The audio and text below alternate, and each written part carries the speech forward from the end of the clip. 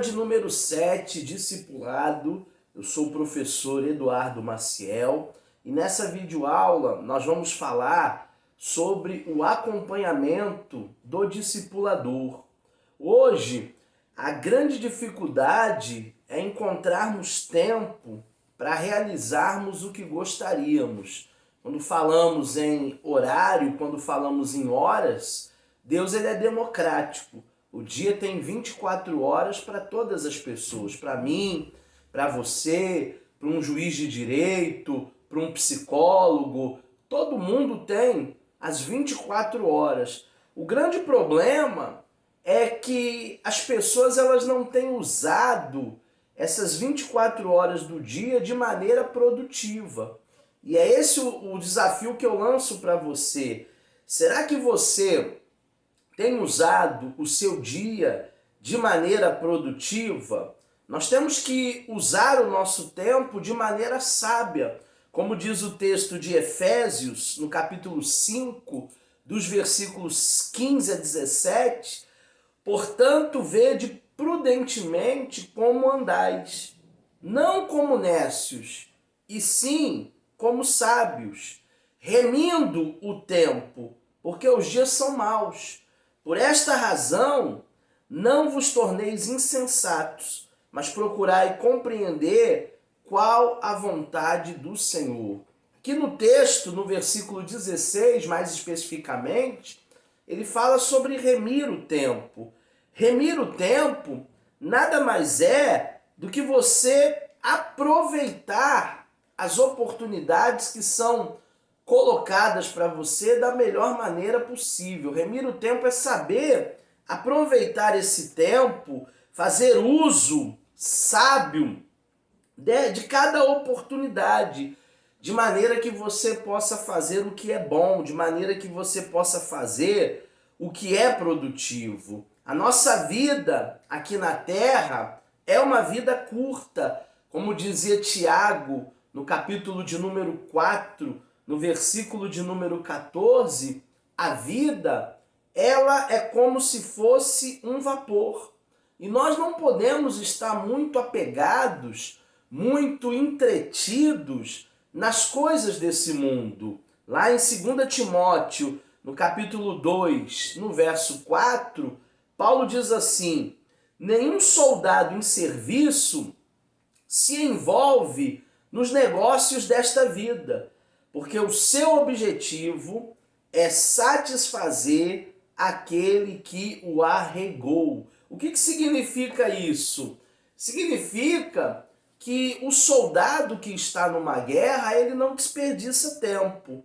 Ele está focado no seu objetivo. Ele quer vencer a batalha. E hoje em dia existem tantas coisas, internet, Netflix, que roubam o nosso tempo, tiram de você um tempo produtivo, tiram de você um tempo de concentração. Então, no tocante a fazer discípulos, não existe como discipular alguém se nós não desprendermos do nosso tempo para isso, se nós não gastarmos tempo, se nós não investirmos tempo para discipular.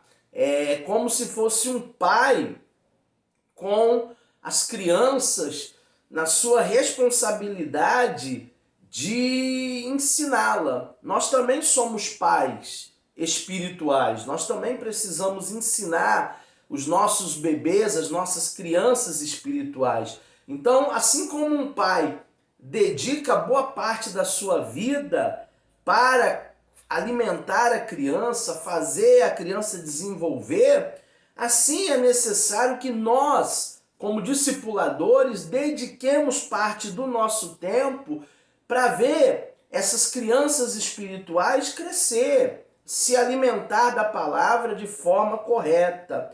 Paulo nos deixa claro o exemplo sobre o relacionamento com a igreja em Tessalônica.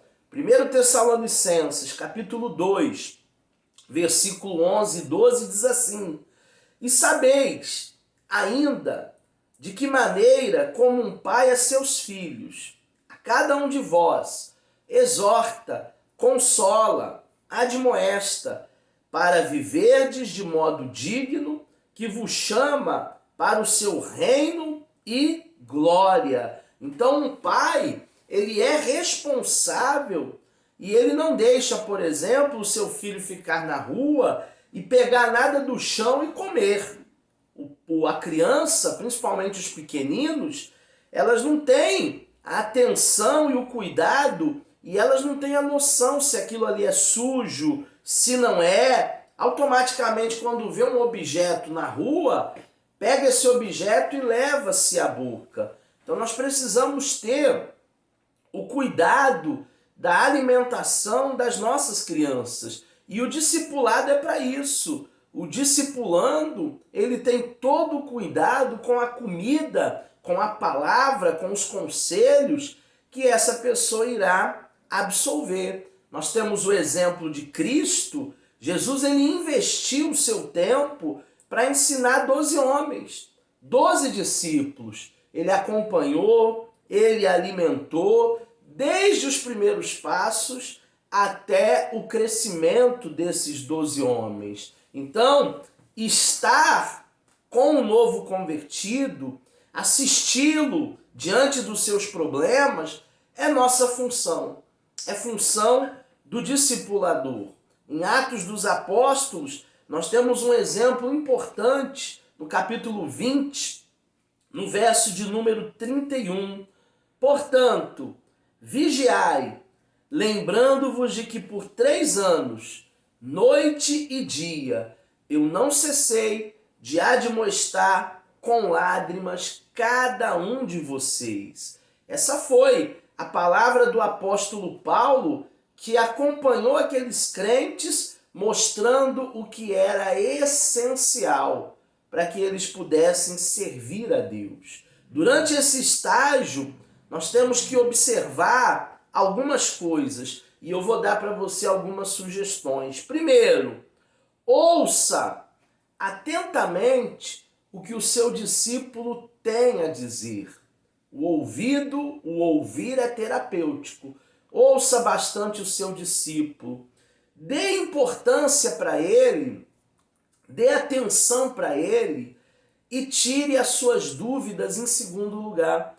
Então, se ele tem uma dúvida, dê atenção, dê importância e procure sanar essas dúvidas. Em terceiro lugar, nunca se queixe a respeito da igreja e das pessoas. Esse é um grande erro dos discipuladores. Eles ficam se queixando do ministério, se queixando da denominação, se queixando dos pastores, da liderança. Não faça isso com o seu discípulo. Em quarto lugar, não desabafe sobre os seus problemas. Todo mundo tem problema.